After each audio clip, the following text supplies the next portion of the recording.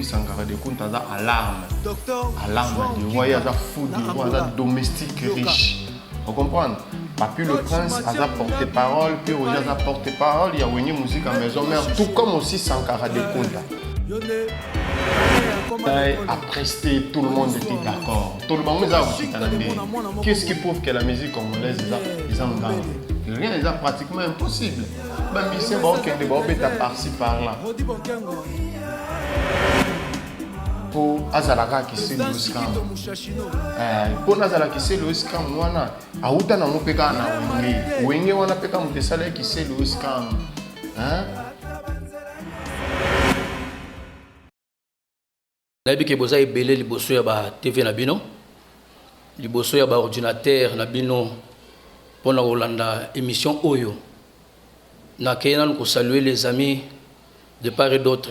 La troko là ba Didier Lolo na niveau États-Unis, na kitina ngoi na Portland, na matina à Paris, to Flamand na poto ya kala. Mutasika. Na pesi Raoul Bani Bambote pa yazali, Freddy Ndonga la sans oublier irlandais. Ba salutation na bino ebele. Awa ezali molobeli na bino votre humble serviteur Gerbo Sambi, tout le monde. Lelo Nayambi moto monene awa na Brésil.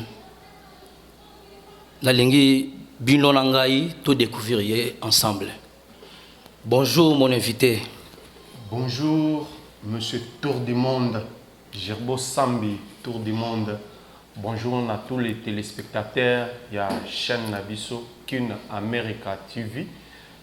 Bonjour à les abonnés, il y a notre chaîne. Bonjour à tout le monde, bonjour P. Derrière la caméra, nous avons Mathéus Moutasimbi, image qui toque. Donc c'est bien moi votre humble.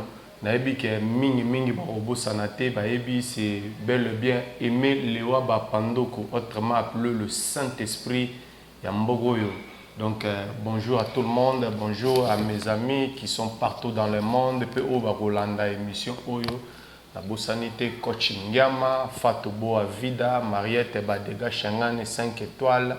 Donc président Bilan Kolo, donc Nico Mundadi, donc Batutu, donc bonjour à tout le monde, bonjour P, les abonnés, il y a chaîne Nabiso quoi. Awa tozolo bela likambo itali makambo ya wenge musika maison mère. Boni basango ya wenge musika maison mère.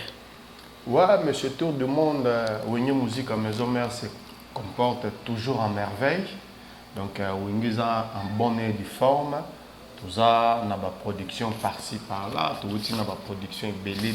Tout ça, on a Beni, tout ça, tout Zongi, tout ce qu'on a minute, tout ça, on a Lubumbashi, na Kanyama, KCC. Donc, j'espère déjà que l'orchestre Zonga qui fait à la lobby. Donc, l'orchestre na minute, tout ça, na Kini. Donc, le mouvement ça se comporter très bien. Donc, voilà qui n'a qu'à y orchestre mobile, donc complet. Tout ça qui n'a pas comédien n'a biso toujours tellement oui en son animation ça là il loco mouru ça là un peu particulier animation ça là il loco teko batu nous studio c'est na basala il y a un peu tant ça les loco na qui est une différence entre yé na ba collègue na tout ça là qui on a ba fiston saïsa il na ba ladi sobé tout qui n'a qui on a tout presté donc tout ces pelisa bande qu'on a biso à service national na ndenga kanyamaka cc donc orchestre Zapena en merveille quoi. Bon, pour les qui boni production à Bino, est-ce que tout ce qui wenge azo se produire pour le moment la Katia capitale Awa et puis au niveau international au niveau Libanda depuis Wera Rataki ba 2 zéniths naie voilà concert à Zénith dans Paris ni les autres se préparer entre-temps la minute concernant Maramou Italie maison mère la production. Ouais, mais c'est Tour du Monde. Wenge est une équipe nationale du Congo. Donc, Wenge Musique à Maison Mère est une équipe nationale. Donc, équipe nationale est une équipe où il y a Betaka. Tant il y a une compétition, il y a une mikolo, le quoi tout ça na Cannes. Au moins, une équipe nationale les Beta. Wenge est bongo. Wenge a Beta raté ko ba championnat moko ya Mike. C'est une équipe nationale. Donc wenge tant oza na posa nango, c'est-à-dire c'est que ba production moko eza ba production o eza que ya caché eza wana wenge ake arraché caché ake abeti. Donc pour notre ville de Kinshasa, tout est pour beta ba concert rebelle na kin après wanande ya moto jusqu'au ba production il y a libanda ya Kinshasa, c'est-à-dire na ba province na biso. To utaki Beni batutu ba monaki ndenge ba mama ya Beni ba œuvre sociale o wera sona sala ki na Beni. Donc nana ko contredire ba biloko wana moni ba mama aza na Goma mais mobali na ye akufa azaki muto akisangani ata mongo ya billet o ya pa marozong ezala kité yo monaki ba mama ba lebisaki wera de la forêt leli tellement aza homme humanitaire amonaki no akoki kokanga motema wana te asalaki oyo esengaki kosala ba concert o nyonso to wera betaki na Beni ba mbongo nango akipaki yango te apesaki yango na kati ya fondation na ye mpona équiper ba veuve ba orphelin o bazaki na ba problème ezaki na ba nini ya ba volcan na ba Goma na ba nini belé asalaki yango. Après ça tant to uti Beni to zongi orchestre yaki siko se produire na Lubumbashi, plus précisément na Kanyama Kasisi où ils ont prison, ils ont centre de rééducation où tu es bana ya koluna et si ka ba memara bango orchestre kendaki kuna et presté pour na bango et puis étant que ambassadeur de la paix na fondation na ye en nous le Congo to apportaki assistance na biso na ba prisonnier wana ba kufa nzala te ba ye ba bazwa mo eloko ko vivre na ba autorité il y a province wana bayambaki le roi de la forêt parce qu'il y avait ils en a moi collaboration moko boye il y a ba autorité ba kosala na wenge musique en maison mère yango we ranson akendaki a sepele sa bango pe amema oyo à nous le Congo fondation o we ranson où ils allaient diriger avec le CG Papin Voula, bakenda ki basala eloko ya kitoko sur wenge musique en maison mère. Donc pour la production en tout cas tour du monde wenge musique les équipes nationales a koyi kozanga production ezali donc to wuta ki déjà ce que to zongi to na Kinshasa to zotala to yeba ndenge nini to fongola calendrier. Europe Zénith ezalaki concert fallait tout ça la concert mo ya unité où ranson azongisa bolingo oyo biso tozalaki nango na ba combattant mais ça n'a pas tenu pour na ba raison na bango personnel bon tozaki pe bras croisés te quoi ya mwana tozo continuer ka musala bato bazo boya bazo ba ke bango ba combattant na poto wera ye wana na este place esika guerre ezali wera son a risqué même sa vie pona kolongwa Beni pona kende mboka oyo bomonaki après ça il y a eu des tirs makambo belé wera kangamaki na nzela et puis batu oyo balobako bango ba combattant biso bato tozaka na poto biso bato to na biso na poto mundela salela biso nyonso to pona biso to vivaka na poto bango ba wera bazana bakini wana na ba musicien wana ba vivre autrement ba vivre ba makambo susu biso mundele salela biso nyonso to tolataka ya nyongo toliaka ya banyongo makambo to ezaka ya banyongo to vivana bamboko mais tozolobaka ko tolinga Congo est-ce que tolingaka Congo réellement bato baolinga ba Congo eza banwana ba inosbi bangwana na ba Beni na ba Goma ba Weranson ba nani ba Koffi Olomide bazokende tikuna bongo biso bato tolobako biso ba combattant est-ce que si toke kuna eloko nini si tosali pona yango donc yango wana quoi donc wenge musica ba production ça tellement kitoko autour du monde wana eza équipe nationale kota production comme tungisa maraté en plus on a Saint-Esprit donc naza na matière kitoko pona makambo oyo naza wana pona yango. OK, merci. Tokozonga sima pona makambo Koffi Olomide tokena no makambo itali Sankara de Kuta kunta problème ni exactement sur le kanakati ya wenge maison mère entre Sankara de Kuta et les autres bato na bango baninga na yo basalaka makambo itali communication na kati ya maison mère so yoko komeka ko relater biso komeka ko expliquer biso un peu qu'est-ce qui se passe entre Sankara de Kunta Roger na Papi le Prince. Bon, merci beaucoup. Donc Sankara de Kunta biso nyonso to yebi Sankara de Kunta za alarme du roi, ya za fou du roi, za domestique riche, vous comprenez. Papi le Prince a porte-parole, puis Roger a porte-parole, il y a une musique en maison mère, tout comme aussi Sankara de Kunta. Donc, pour moi personnellement, dorénavant na bande komona ba maramongo na ba misu mususu mais lelo toza wana tozotala pe maramongo ndenge ezokende et tozomona ngo pe na misu mususu quoi. Donc ndeti moi personnellement Sankara de Kunta depuis qu'il est rentré depuis Outaki Poto Azongi natali ba émission na ye na otala pe ba émission ba collègue na mususu ba Papi le Prince ba Pierre Roger. Bon, je n'arrive pas à comprendre makamunini oyo bango personnellement bazako welela parce que ce total lié moko le roi de la forêt à l'obi que non il y a aucun problème entre bango ni surtout rien que bango na bango bazana moi ba coq à jambe na bango donc maramwana to ko mélanger ba problème personnel na bango te na wenge musique maison mère. Très bien. Est-ce que ça te ba raison autozoka que Sankara de Kunta a longwe na mouvement? Donc Sankara de Kunta a longwe na mouvement parce que yemoko na no peut à se prononcer voire même l'émission que we ranson na hotel ko sala na confrère na yo Martin Engi na Congo na Elengi ya Congo de la forêt pe atikali ko lobate que non Sankara de Kunta il n'est plus dans une musique en maison mère. To moni pété que sika Sankara de Kunta pe alongwe maison mère ce qui coûte na ko pesa moi babiloko eza un peu plus grand au moment que Sankara de Kunta a pu faire l'émission avec Trésor Lumière. Trésor Lumière azanani aza journaliste ya wenge musique en maison mère il ne parle que de Weranson mais Sankara de Kunta ce qui azaki alongwe maison mère mais Sankara de Kunta nga ko sala émission na Trésor Lumière té c'est que tant on sali déjà émission na Trésor Lumière c'est-à-dire Sankara de Kunta zana wenge.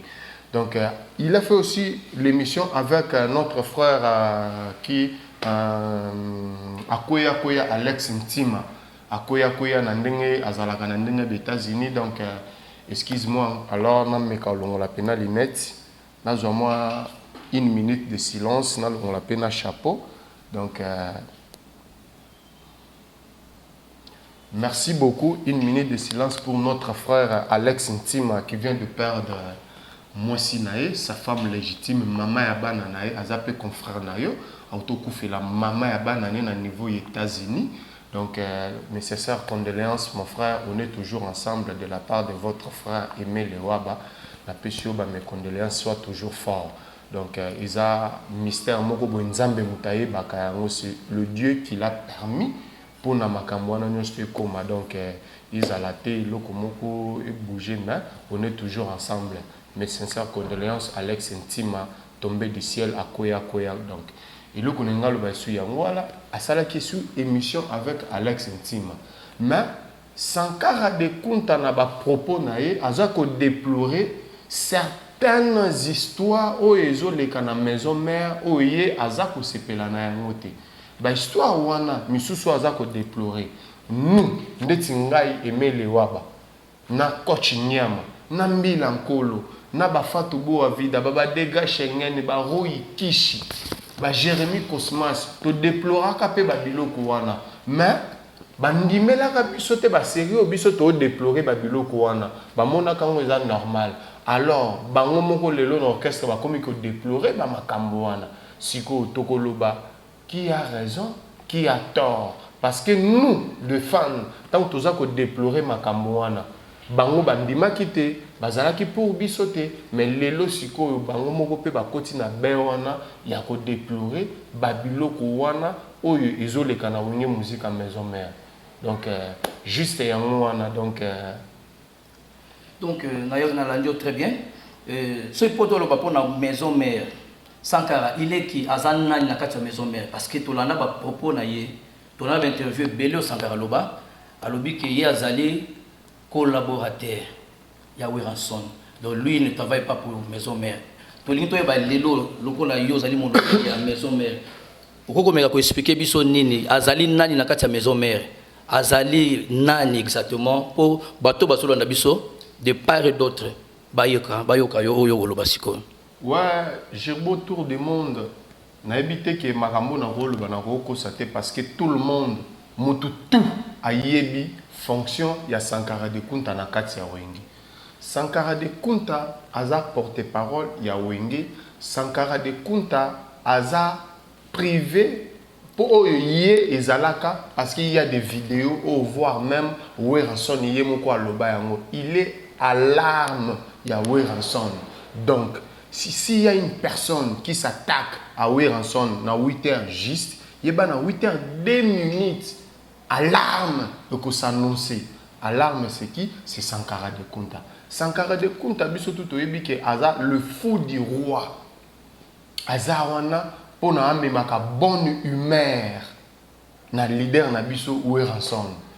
Biso nyonso tout oyebi toza eloko tokoki ko dévoiler te. Tokoki ko bomba te o tokoza to bomba pona yango non. Mututu ayebi Sankara de Kunta comment abande a fonctionnera na wenge. Sankara de Kunta azana pour toutes les attaques o eutaka libanda, il est là pona a répliquer. Ndenge moko na ba papier le prince, ndenge moko na ba papier Roger Mwana Mboka, na ba Sediko, bazawana bango nyonso tout, bazaki wana pona ko sala musala wana quoi. Donc Sankara de Kunta aza porte-parole. En plus, il est privé de Weranson, il est à l'arme. Wana eza ba propos te que aimer le ba muta ko inventer yango, eza ba propos Weranson à loba yango, il y a des émissions qu'il a prononcées. Mais la minute sur tout sur la yo, awa bato belle barum kolanda Sankara de Kunta. Et là on est relé la minute parce que le reste c'est bato à la maison mais sous bazolanda Sankara de Kunta. À propos de ça, pourquoi koloba nini na minute pour na bato bazo kabiso? Te to loba boy, to loba te que bazolanda Sankara de Kunta. Donc problème toza nango eza nini na wenge. Non parce que na lobi bongo poto landa ki dernièrement Sankara de Kunta alinga sala nini conférence de presse na ye. Mais salamalité à partir wana banda wana ti lelo yo elo mozo le kate entre Sankara de Kunta na président na ye. Yango na lobi que ça déjà partant. Ce que yo lim to ko éclaircir biso na makambo ezo leka pour le moment parce que ça na groupe ya bato. Oh déjà bazo linga ba chai poa donc to le belande mwana terme kinois. Bazo linga ba chai poa. Mais belé balinga qui n'est pas fali coupa. Bon, yo ebi que fali ça icône puis la musique à Congo. Si on sait ni toko ko tikela ko sala nango ko retenir pour na ba public oyo bazo na biso na émission na biso ya Kin America TV. Ni nyoko ko expliquer na bato bazo na biso na tango. Ouais, Molobeli Gerbo Tour du Monde na koyebisa o boy. Omoni ngaso na sola ba makambo ya wenge ngana sola ka wenge. Ngana sola kilo musuti. Donc Sankara de Kunta azolinga akende pa ya falite. Problème ezanini, il y a des fans total eloko nyonso to moni na eloko nyonso tout tozalaka na le bien na le mal. Toza na vrai na faux. On comprend? Sankara de Kunta bato musu ba otala makambo oyo asali na wenge de guerre oye asala na wenge yango ba omona bakoki ko permettre te départ ya Sankara de Kunta bongo. Vous comprenez que Sankara lelo aza na wenge te ekozala propre te yango wana.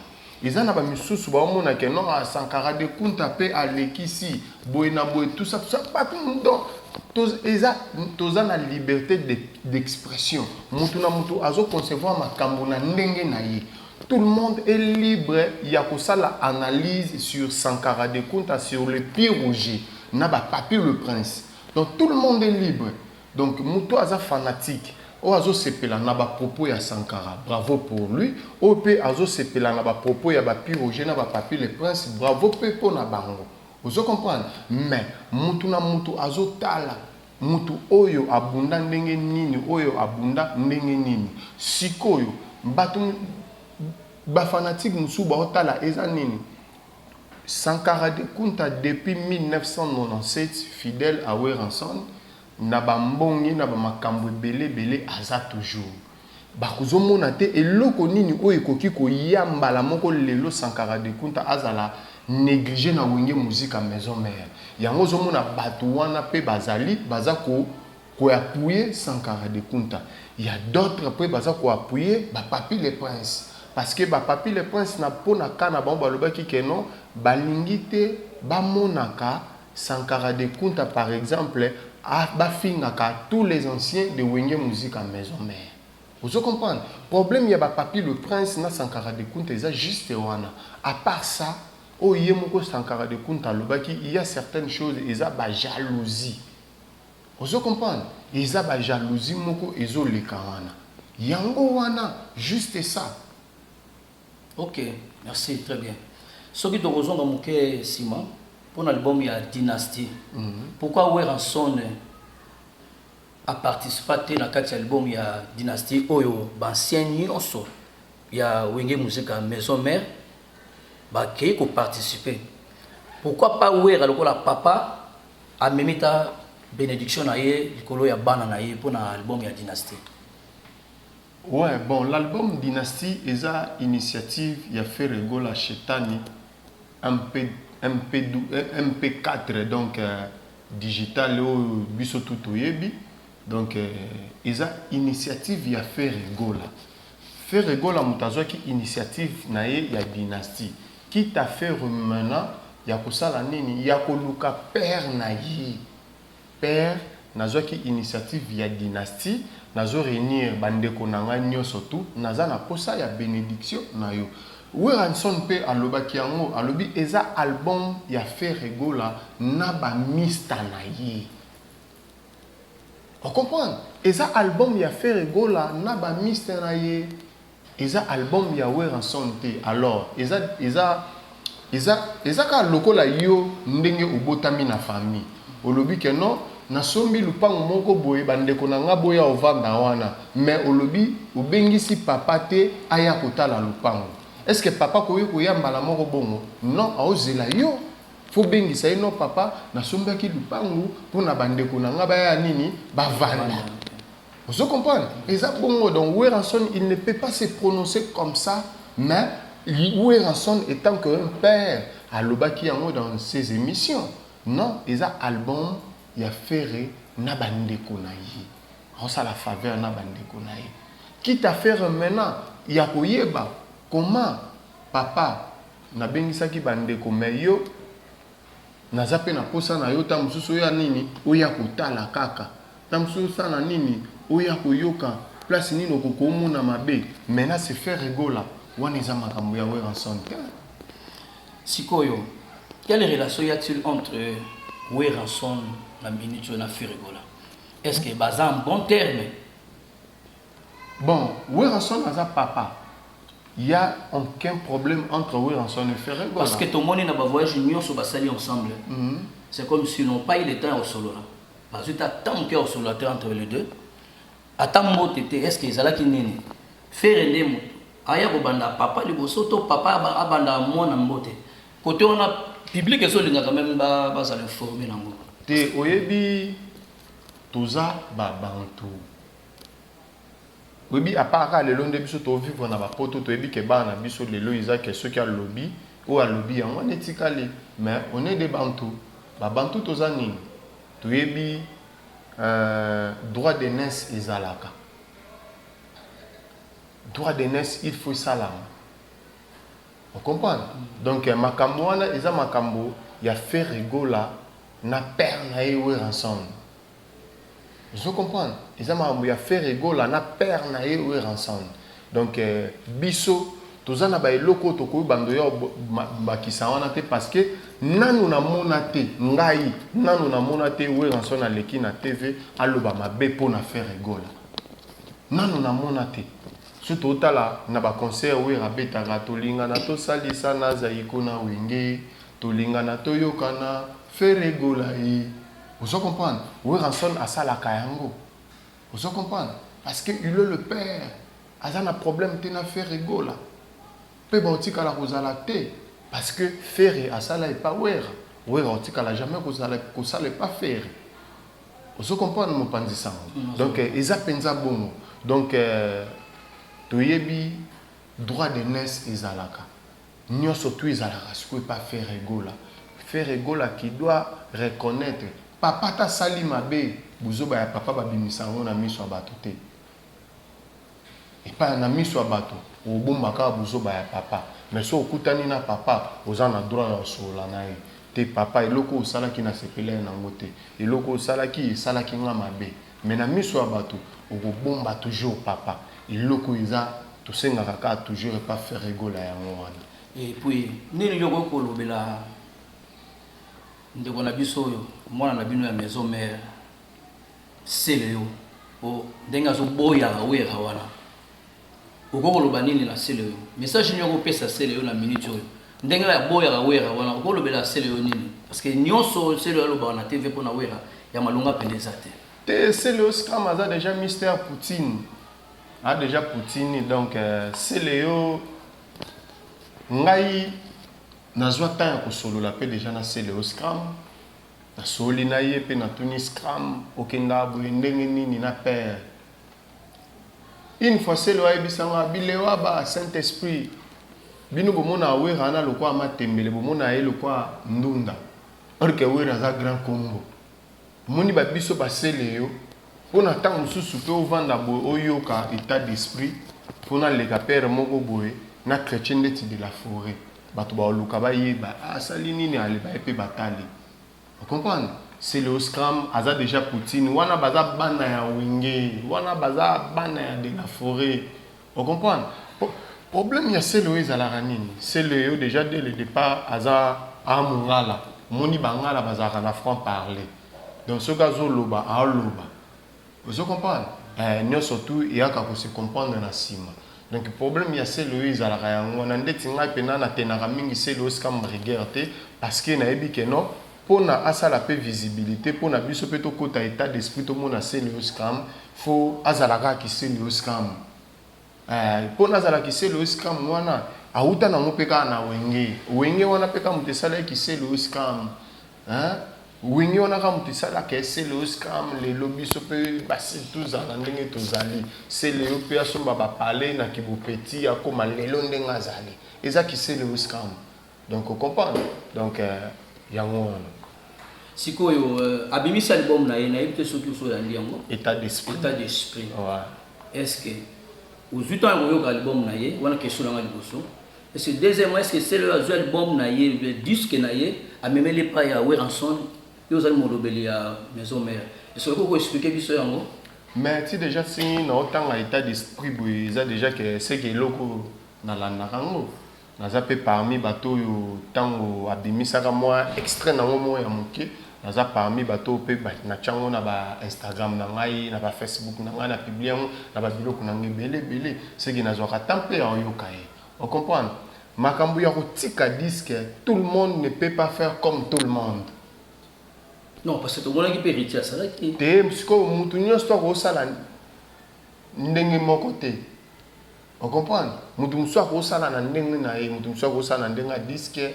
akei bongo eza pe médiatiser mutu mso pa ko sala ngona ndenge ya kobatama ko moni ba biloko ezala mutu nyonso ko sala bongo te to avant to mona héritier to mona ka maestro déjà Fabregas azalaka wana l'enfant béni de Wenge mutu asala ke lelo bato tout ata obande kofinga wera ozonga na lene c'est Fabregas maestro wana to boya ngote bana Wenge bayebi yango lelo biso bana Wenge to bengaka maestro Fabregas enfant béni vous comprenez donc héritier Watanabe oye asalaki ezape panaye parce que nous vivons pena to vivre près de lelo na époque ya Watanabe nana koboye miange midemo oboya ndenge nini soki de Jésus bénédiction ba beti penzela nzele fomwami to oboya ndenge nini tozana miange midemo soki to kita muke place ya pona mabetali héritier Wata to koloba nini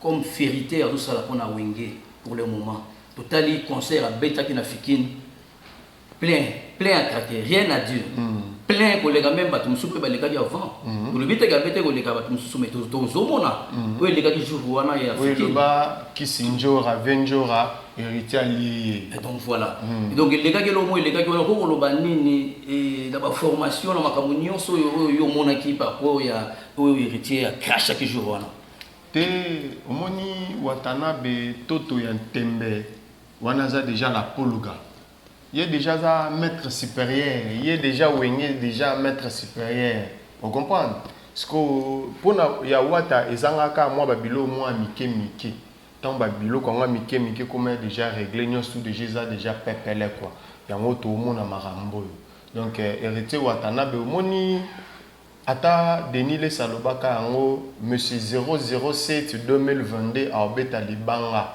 so tali nini interview moko ya de la forêt à lobaki ke 2022 Watanabe ozala na contrat moko ya munene yango epesa ye liboma na mondo na mile ya ndule yango soki otali fikini ya Watanabe eza folie ozomona ke no chedicho ndule wenge vous comprenez donc héritier Watanabe azana eloko ko prouver sur mikolo te parce que eloko ezalaki ke génération o bayaki basalaki ba succès ezalaki ne loko moko ezalaki ke bande ko intercaler ezanini ezalaki stade de martyr le 22 juin héritier Watanabe na martyr aux génération et après wenge baye basali ba succès basali yango te mais ce que tout le monde avec la poule gâteau to ya ntembe. Est-ce qu'ils ont confirmé le concert Wana Yafikin? Parce que tu l'as dit, après c'est une date. Et concert Oya Martyr. Oya Martyr. Ils ont déjà le 22 juin 2022. Ah donc, si c'est déjà date confirmée. C'est déjà confirmé. Est-ce que héritier a bang à mon ya salle Wana te, ya stade Wana te parce que tout bateau ba leka na salle Wana, tout y bon qui baza ba icône, mais tout quoi ba Koffi Olomide, bateau quoi ba Weranson Jibem Piana, jusque là tout ça nous kana bango. Mais est-ce que héritier a bangaté et kobeta na stade de martyr wana? Mais quand tu vois héritier Watanabe, tu vois directement sur Weranson. Bon héritier bangandeni, héritier beta stade wana avec le roi de la forêt. Vous comprenez? Bon Wata banganini. Il a déjà la bénédiction de tout. Pour nous comprendre Wenge, ils ont magie, Wenge, ils ont esprit, Wenge, ils ont que ce nini. Au monde qui te force ya maestro Fabregas na palais du peuple. Faut mon aka que no bana wana ba uti maison mère ba onde mutu bazo ko affronter ba biloko au père na bango sala. Vous comprenez? Ba palais du peuple ezaka ba jibe, ba wera, ba Koffi, ba papa wemba ba beta yango. Vous comprenez? Yango lelo moni Fabregas asala mama na indombi na palais du peuple. Wolo basiko ndingi nini. Yango Watanabe azawana sikoyo. Le 22, dans le stade de martyr. Vous comprenez? Donc, il y a descendance ya roi. Vous comprenez? On est à pifo roi otique la bango. Donc, moi, avant d'aller avant de rater makele la baïmbo na bantaba. Parce que moi, je a déjà en koi. Donc, on a côté on a autre bangate. Zano pena calme au biso na portugais to le baka jibo. Ok, très bien. Si vous avez pour la musique là-dessus à Congo pour le moment, parce que Tolandi, ouverture, il y a Cannes, ça la Cameroun, c'était dimanche passé. Tout le monde est musicien, il y a Congo, il représenter Congo, Fali Poupa. Ni nous avons concernant musicien, le Fali Poupa, la carte de musique à Congo. Ouais, c'est un artiste, un grand artiste pour nous. Alors, ça la fierté de la musique congolaise, nous avons Wazate. Donc, tout le monde qui est invité à la salle d'ouverture, il y a une c'est parce que les lots biso congolais, tout le monde est sur l'eau, ils ont ni bon, tout le monde a fait Bill Clinton, tapé ba chanson pour na Cannes, et Salama déjà, tout le monde a fait Inonsbi, à Ratakou mondial, il y a 2010 en Afrique du Sud, parce que ils ont même sponsoré, qui n'a qu'un Pepsi. Mais sponsor il y a ni noa qui Coca-Cola donc ils babilo moko boye la musique congolaise tellement on les a déjà fait et côté na UNESCO avec la rumba congolaise il y a mozo mona que non épanouissement ya nous le wana donc bravo à l'artiste bravo à Fali Poupa El Mara bravo pena na ye na musala kitoko asala la biso pour na musique na biso congolaise pendinga zo représenter biso partout dans le monde. Donc, il n'y a rien à dire, quoi. S'il y a une chose à féliciter, on doit faire. On doit le faire. Donc, ceux qui signent tout ça, là, tout ça, là, ils ont ma bende, ils ont déplorer. Mais ils ont bien, mon ami n'a mis sur le bateau. Bravo à l'artiste. Bravo à Fali. Très bien. Attends, pour la musique ya Congo, aux hommes la musique ya Congo, ils ont mata. la musique à Congo, ils ont quitté sur le plan international. Mais ceux qui musique à Congo, déjà ils ont quitté. Tout le monde ni musique à Congo, ils ont quitté. Entre temps, fallait pour pas nous a représenté na Cannes. Il est là à prester, tout le monde était d'accord. Tout le monde ils ont quitté Nandéni. Qu'est-ce qui prouve que la musique congolaise ils ont gang? Rien, c'est pratiquement impossible. Les musiciens qui ont par-ci par-là, tout le monde a quitté comment? Ceux qui musique congolaise ont quitté. Est-ce que ndenge bakoke ko sala choix ya fali akendo sala ouverture ya Cannes? C'est pratiquement impossible. Musique congolaise eza ko kita. Musique yango ekoti na immature ya UNESCO. Il y a certains gens qui ne pensent pas bien. Il y a certains gens qui ne savent pas oh ba loba. Bozo yeba te makambo loba. Yango wana ba loba que musique eza ko kita. Musique eza ko kite ko za na événement bon et ko za na ba biloko bon. On comprend. Donc, bazoé baté makamuni ba loba, bazoé baté makamuni ba mona na musique. Fallait représenter Congo na Cannes. Musique eza akokita. Na 2020 la musique congolaise est koti na nini ya UNESCO. Musique amuza akokita ndenge ni. Musique congolaise eza akokita te, musique congolaise eza toujours au top. OK, merci. Merci vraiment Aimé Dollar, le Saint-Esprit. Il y a Brésil. Le Saint-Esprit à Mboko. Donc, toujours qui t'a mouké. Donc, jusque-là, toujours le baran comme Italie, Makamboya Congo. Congo, tu peux perdre musicien monene, icône monene, lokola Defao. Jenny. Nini oyo oyebi la musique ya Defao. Et là, nini yo osika comme souvenir la musique ya Defao. Et le général. Asali trop en andole, viona asali trop, viona yembi ba chant danger, bandeti ba copinage, banzembuze bele viona yembi, viona alinga qui peut aili biso li soupe propriété, donc faut la bien, faut la bien rasé, bien nini ba maramwana donc ba viona, ba biso peut toleka na ba couloir na banzela wana, ya ba kulula lula ilamba ko lata parce que déjà dès le départ naza chango couloir Zénith et yebi donc ba massa nanga ba Gilles Vambilo Dar Kendall ba malela de Londres tous allana ba couloir Zénith ba vena biso ba Mospi Singi ba vena biso ba vena biso belé ba vena nga dada go malabas man kundungu ba vena nga ba sisi selenge mwana luzito. Donc, vu on a donc, tous en a ba couloir Zénith, on a pone lamba. Donc, vu on a tellement inspiré qu'à surtout lata. Donc, vu on a abeta musique, il y a danger, il y a bien, il y a propre. Donc, il y a donc n'arrêtez pas pour na vu on a, ils a la chanson, la chanson moko, n'habitez vu on a soit nzembo bêtise, n'andimité. Est-ce que ça la nzembo yo yebi aye, okoyebela biso tamoko. Oui, ça fait tellement peu longtemps. Ndeti banzembo ya copinage wana oui, déjà tellement moi kala quoi. Ya yemba sur moi banzembo mais moi bati tout moni banzembo musu c'est ça banzembo moi ya kala au banda ko yemba ngo lelo pona na yemba ngo beta musufu radio beta. Vous comprenez? Tant oyo kango mba moko wa comme ko se souvenir mbala moko na banzembo wana eza lokwa banzembo moko nostalgique. Vous comprenez? Amour scolaire, amour ya bana, tokomana mikanda et chérie. To la talopete alia, tandeti ba viona mutu ba inspira biso to la tabalopete d'alliance obo, ba 9 ans de mariage. Ba viona, vous comprenez? Biso ndeti ngabo. Amour na ngala uta na ngo pona lelo na baleza ba amour scolaire. Yango ti lelo na bala 9 ans de mariage na obeta mwana oyo. Donc ba viona bazana ba inspiration mo ba inspira biso. Vous comprenez? Si je me trompe pas, na Pépé Calais. Na Pépé Calais, na Pépé Calais, les sous na bando lingo tellement trop, na bossa les sous-titres, donc nzembo wana quoi. Donc yango wana quoi. Mais est-ce que tu l'as dit déjà qu'il y a ça comme à Kinshasa, c'est bien comme il y a ouais, d'ailleurs comme à Kinshasa, na landa ki Mbwakanda Kabusi Bulembi, un ancien aussi de il y a Big Star, un ancien aussi de Wenge Musique en maison. Donc, mon équipe a vidéo, na tindi na ba groupe belé tous à la rana puis on a pu aussi partager à Rochana Bastati pour nous rouler là. Jene mingi pe no raisonner sous azavi moko boizalaki abande ko ratété ko salela bato ba vidéo ya ba joyeux anniversaire. Na ebi ke vi asalela massa na mo bazaka na ndenga Grèce. Ye mutu penda contrôler ka Grèce Christian Lukoki poto na poto.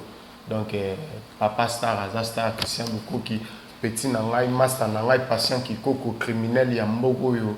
Na yebi asalela lisusu noko moko boy aza pire mutu ko chana tellement bien nadar joker na ndenge peka ya batemi wana na mona ba vidéo mo belé asalela rabatuna masa na ngai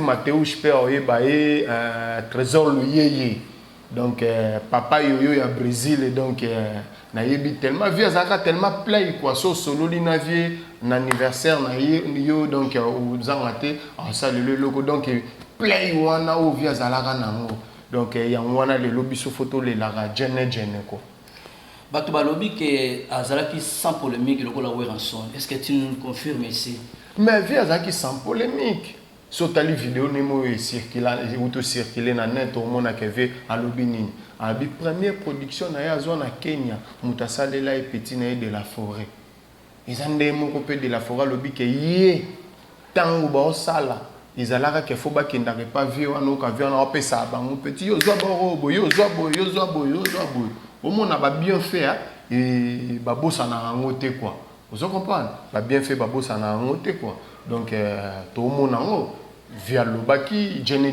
pas lobby de la forêt lobby jene lobby au monde va témoigner partout vous comprenez donc on a quoi.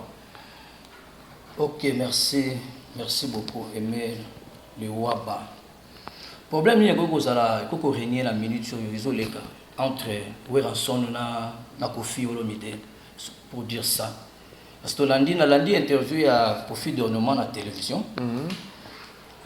Mais Azo se basait toujours le Cambotali, ma Cambotali formation parce que tout les questions on a lundi na yoki alobi que yé aza formateur té yé aza encadreur abi aza la musicien mon côté au abima aza formé seulement au yé aza reconnaître que bazan est encadré donc la musicien na Congo ata musicien mo aza formé té ko expliquer biso nini na ba propos ya Koffi Olomide par rapport à ça. Docteur João Kika na Yoka. Coach Mathieu Mouniabi de Paris. Maître Wachicho. Yone pareil à comme à l'école. Ou l'histoire en mode. Yoka Shinka de mona moko boy.